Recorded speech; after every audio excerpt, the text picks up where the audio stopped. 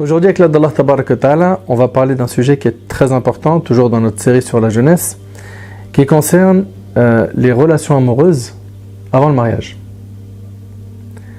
Comme tu le sais, Karim, n'importe quel humain normalement constitué, il ressent le besoin de quoi? De se marier ou tout simplement d'avoir une relation avec une personne du sexe opposé. Et nous, ce qu'on a fait, c'est qu'on a essayé de répertorier un petit peu les questions qui sont liées à ce sujet, sur les relations amoureuses, comment les gérer, etc. Et parmi les questions les plus importantes, ça va être la première, donc avec laquelle tu vas pouvoir nous aiguiller, nous éclairer. C'est est-ce qu'on a le droit d'avoir des sentiments pour une personne du sexe opposé? Non seulement on a le droit, mais c'est naturel. C'est humain. C'est humain. C'est, subhanallah, notre prophète, alayhi salatu wassalam, qui est le meilleur des hommes, il dit, alayhi salatu wassalam, hubbiba ilayya min dunyakum. Il dit, il m'a été enjolivé, il m'a été enraciné, l'amour de certaines choses de votre bas monde, at-tib, le parfum, les femmes. Il aimait les femmes, c'est notre prophète, alayhi salatu wassalam, c'est notre modèle, c'est notre exemple. Quand on regarde dans la biographie du prophète, quand on lui pose la question, on lui dit qui est la personne que tu aimes le plus, il dit Aïcha, radiyallahu anha, son épouse. Allah tabaraka wa ta'ala, il a fait que l'humain, de manière générale, a besoin de quoi? De se compléter avec une personne du sexe opposé. C'est pour ça qu'on entend souvent que c'est ma moitié, je cherche ma moitié, etc. Et puis le prophète, il a même dit dans un hadith rapporté par le Hakim que celui qui se marie, en fait, il a accompli la moitié de la religion. Je t'imagine. Ça montre à quel point c'est quelque chose qui est valorisé, qui est important, qui est humain. Tu sais, quand on parle de sentiments, mon frère Karim, le prophète, qui est notre modèle, il en avait. Il y a aussi l'histoire très connue qui est rapportée dans les recueils authentiques de Barira, qui était la servante de Aïcha radiyallahu anha. Lorsqu'elle a été affranchie, Maurice voulait continuer à vivre avec elle. Elle ne voulait plus. Qui est Maurice? C'était son mari en fait. Ils étaient ensemble, ils étaient mariés ensemble. Ils ont donc construit une vie ensemble. Ils ont même eu des enfants. À la fin, Barira ne voulait plus continuer sa vie avec Maurice. Et figure-toi qu'on retrouve dans les textes que Maurice pleurait jusqu'à mouiller sa barbe. Il marchait dans les routes de Médine, il marchait derrière elle, il voulait à tout prix Barira, il l'aimait. Et il est même parti voir le prophète pour lui dire « Intercède pour moi ». Ça montre quoi ici? Il a un amour qui est immense pour Barira. Et ça montre que les compagnons, c'était des humains. Parce que souvent quand on parle des compagnons du prophète, on a l'impression que c'est des gens, tu vois, rigides, qui n'ont pas de sentiments. Absolument pas, c'est pas le cas. Et donc, pour faire simple, avoir des sentiments, c'est quelque chose de normal. D'ailleurs, quand un de tes enfants, il vient te voir, 12, 13, 14, 15, plus ou moins, et qui te dit j'ai des sentiments, ou un de tes frères en Allah ou une sœur, viens pas le blâmer pour ça. C'est naturel. Par contre, c'est quel type d'amour il y a dans son cœur. Et qu'est-ce qui en découle? Tu me suis? Ouais, j'ai une question par rapport à ça, mais juste avant, j'aimerais revenir sur deux petites choses qui sont incroyables. Tu m'as dit que le compagnon, il pleurait des larmes chaudes pour son épouse qui l'a laissé, c'est-à-dire qu'il l'aimait d'un amour fou. Donc là, tu réponds à la question en disant que aimer quelqu'un, en fin de compte, c'est normal. Mais bien sûr que c'est normal. Donc on a le droit de regarder, ça c'est autorisé. Alors, très bonne question, Barakallahu fik. Le regard, Allah tabaraka wa ta'ala dans le Coran, il dit wa qul lil mu'minina yaghuddu min absarihim. Donc il dit aux croyants de baisser min. C'est souvent traduit par leur regard, alors qu'en réalité c'est une partie de leur regard. Et dit aux croyantes, pareil, de baisser une partie de leur regard. Ça veut dire quoi? Une partie, les savants ils disent qu'ici c'est le regard lié à des envies. Si le regard n'est pas accompagné de shahwa, d'envie, d'accord, de toutes ces passions, ça devient licite de regarder la personne en face de soi quand on lui parle. Par contre, si jamais le regard il est accompagné d'envie, de mauvaises idées, etc., là, il incombe au frère et à la sœur de baisser le regard. C'est interdit de regarder une personne, physiquement, il commence à regarder ses formes, etc. Ça, c'est quelque chose écoute bien, hein, la règle, c'est qu'il n'a pas le droit. Par contre, quand on est dans une demande de mariage et qu'on s'assoit pour discuter avec la personne, là, il est recommandé de bien regarder la personne qui est en face de soi.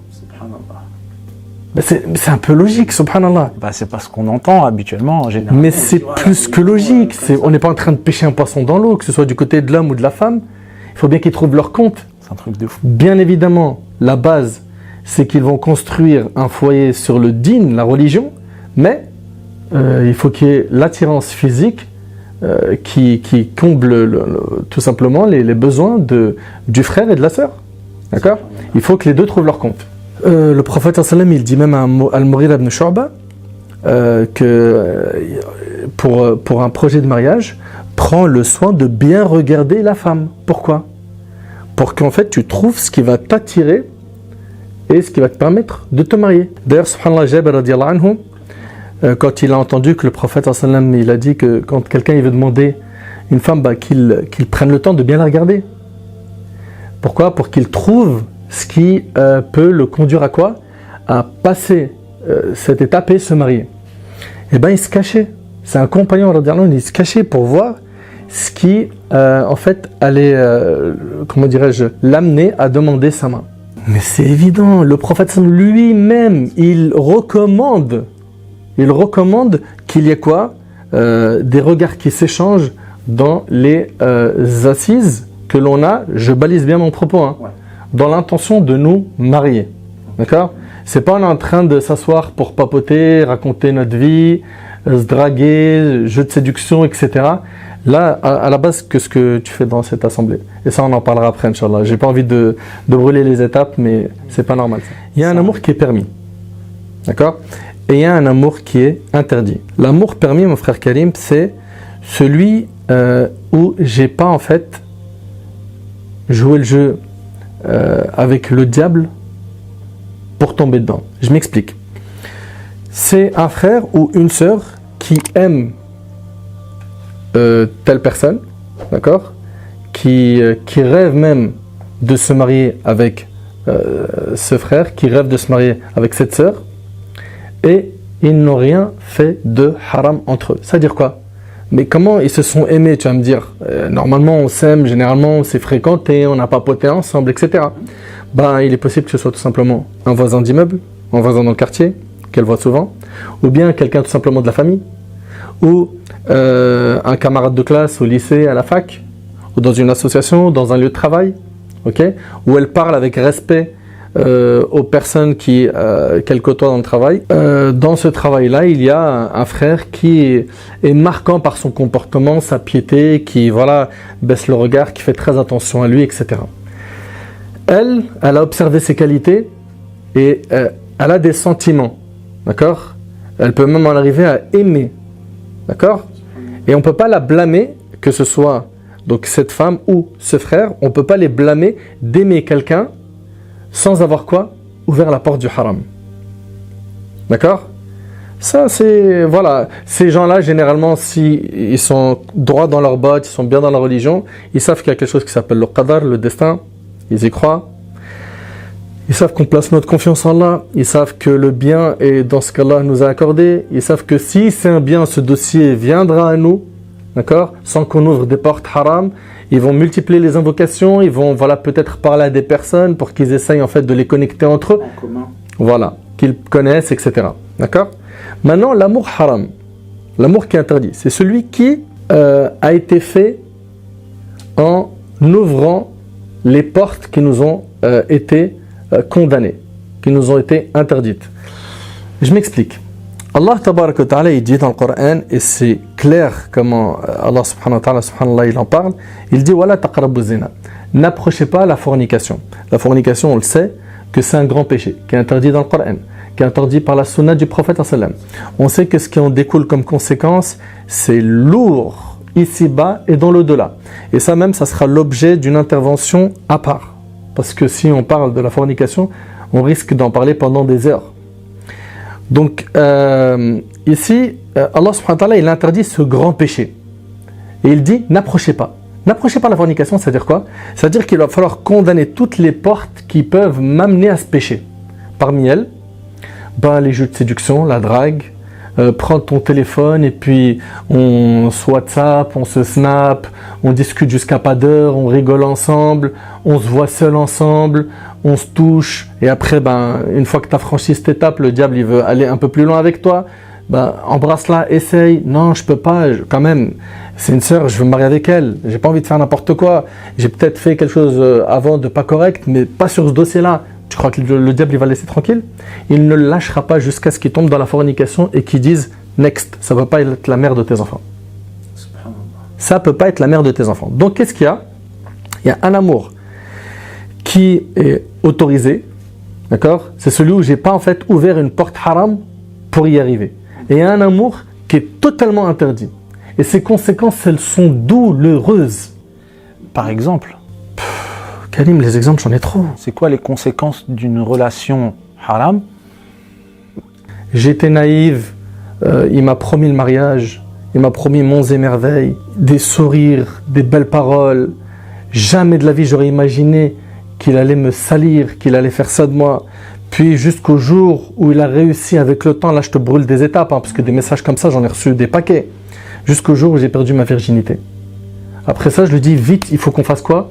Qu'on se marie pour qu'on répare le coup. Quelque temps après je m'aperçois que je suis enceinte. Et je reçois le message, est-ce que j'ai le droit d'avorter ou pas?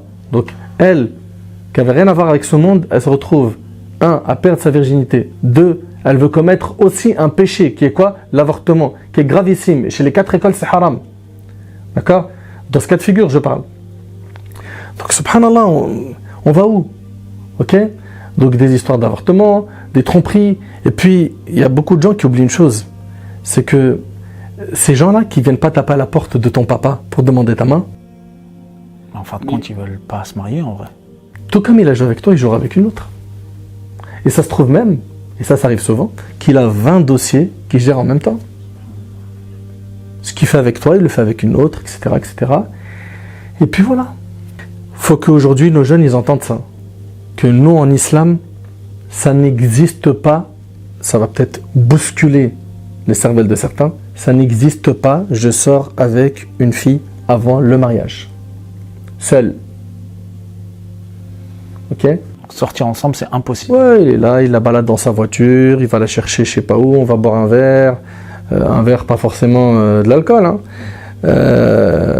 On est là ensemble, puis après je la raccompagne, on reste un petit peu en bas devant l'immeuble ou devant je ne sais où, je lui tiens la main, je l'embrasse, le diable il est patient, il va prolonger son souffle. Et le problème c'est quoi? C'est qu'Allah subhanahu wa ta'ala, il nous interdit dans le Coran de suivre les pas du diable. D'accord? Et le diable, il est patient. Et il est là depuis des générations. Il a tenté plein de communautés. Il va ramener l'idée à la personne et il patiente. Tu vois? Il patiente. Jusqu'à ce qu'il le piège. Et wallah, il y a plein de gens qui étaient nobles et propres. Ils se sont retrouvés dans les ténèbres de la tristesse et des angoisses. Combien d'histoires de dépression, combien d'histoires de tentatives de suicide, combien d'histoires de déception amoureuse. Pourquoi? Parce que le haram, ça brûle. Ça brûle. Les gens, ils pensent que on peut se côtoyer dans le haram, ok? Le père, il n'est pas au courant. Et des fois, la pire des choses, c'est quoi? C'est que les familles sont au courant. Voilà, alors là, il y a plein de cas de figure. C'est, allez ma fille, va avec lui, de toute façon, machallah, je préfère que tu marches avec lui, je sache avec qui tu vas, que tu me fasses un truc derrière mon dos. Ça, c'est certains parents. Ils autorisent, entre guillemets. C'est pas ils autorisent, c'est ils encouragent. Ok? Et ils vont même des fois dire à l'homme ou à la femme, voilà comment tu dois t'habiller pour mieux séduire, et même aller très loin dans des conseils qui sont gravissimes, tu vois? Le truc, c'est quoi? C'est que, ok, toi tu me dis, j'ai l'aval du papa. Les familles sont au courant, de toute façon, on va se marier. C'est un piège, ça aussi. Moi, je te pose une question. Tu es capable d'aller dire au père de cette sœur ce que tu fais avec elle quand tu es seul? Impossible. Impossible. Donc voilà, il faut impérativement quoi ici? Mettre des barrières. Couper avec le haram. Couper sec. Nous, en islam, c'est simple. On n'a qu'une porte, un accès pour qu'un homme et une femme vivent ensemble. C'est le mariage. Tu veux te marier, tu Tu vas me dire, ouais, mais attends, d'accord, ok, là, tu es en train de me dire, on sort pas ensemble, mais comment on fait finalement pour construire une vie de couple sans se connaître? On est obligé de connaître la personne. Et d'ailleurs, ça fait partie des causes qui fait en sorte que quoi? Que les gens ils sortent ensemble, mon frère Karim. C'est qu'il se dit, ok, d'accord, ça. C'est-à-dire, toi, tu veux que je vienne comme à l'ancienne, je m'assois avec elle, et puis après, mon père, il me dit, c'est bon, il dit, c'est elle, et je pars et je la prends avec moi, et la robe blanche et le voyage de... C'est pas comme ça. Nous, on n'a jamais dit ça. Mais le problème, c'est quoi? C'est qu'aujourd'hui, la cause de ces fléaux qu'on a aujourd'hui, il y a plein de choses. Un, comme je t'ai dit, ils veulent à tout prix se connaître à 100% avant le mariage. C'est faux. Tu peux pas. C'est trompeur. Tu vois? Le diable est en train de t'arnaquer. Tu connais une personne bien comme il faut quand tu te maries avec elle, et ça prend même du temps après le mariage. Tu découvres la personne. Ce qui t'est demandé, toi, avant le mariage, c'est de connaître les grands axes. D'accord? Et ça, c'est faisable. Et n'oublie pas qu'il y a la prière de consultation. Aussi, parmi les choses qui font que les gens aujourd'hui, ils sortent ensemble et ils se lâchent, ce qu'on leur présente dans les téléréalités, les films, les séries, etc. C'est devenu, on a l'impression, des exemples. Ils regardent aujourd'hui, telle télé-réalité, ils vivent dans tel pays de luxe, ok? Ils sont dans une grosse villa, piscine, ils s'aiment, ils se prennent en photo, des snaps, ils se prennent dans les bras, ils s'embrassent, et on leur sert ça, comme quoi, Zama, c'est ça leur vie de tous les jours. Vous n'avez pas encore compris que tout ça, c'est quoi? Ils sont en train de jouer un rôle. Je sais pas, les gens, ils réfléchissent pas. Ils sont payés pour jouer un rôle. Ils jouent un rôle. Leur vie de tous les jours, c'est pas ça. C'est du mytho, c'est du mensonge. Comme ces gens-là, malheureusement, beaucoup d'entre eux, ben voilà, ils affichent leurs péchés. Et voilà, ils ont une joura, de l'audace dans l'accomplissement des péchés, dans les réseaux sociaux, etc. Moi, je te le dis, mais sans aucun doute, ces gens-là, c'est pas un modèle. Ils sont pas épanouis. Et tu vois, il se peut même qu'un frère et une sœur, ils sont sérieux. Regarde bien ce que je suis en train de te dire. Hein. Les deux, ils sont là, tu as vu, j'essaie d'aborder un peu tous les cas de figure. Les deux, ils sont dans la religion. Ils prient, ils aiment Allah et son messager, ils prennent peut-être même des cours, ils sont sérieux, etc. Et tu t'aperçois qu'ils se lâchent au téléphone, ils se lâchent sur Insta. Et leur intention, c'est le mariage. Hein. Il y a une chose qu'ils oublient. C'est qu'avec le temps, le shaitan, il va les faire faiblir jusqu'à ce qu'ils vont arriver à un stade où ils ne seront plus assez exigeants dans leurs pratiques religieuses, dans leurs échanges, comme il était au début. Au début, c'était hors de question que moi je lui touche la main, je l'embrasse, ça va pas la tête. Elle, c'est la mère de mes enfants. Le temps il passe, et puis après on voit quoi? On voit la foi elle diminue. Tu vois, les péchés se banalisent, se normalisent. Le diable il a validé une étape, il l'attend maintenant pour la deuxième étape, et ainsi de suite. Donc nous en tant que musulmans, qu'est-ce qu'on dit à ces gens-là? Si réellement vous voulez le mariage, la porte du mariage elle est simple. Va taper à la porte comme un bonhomme et ne saute pas par la fenêtre comme un voleur. Tape à la porte.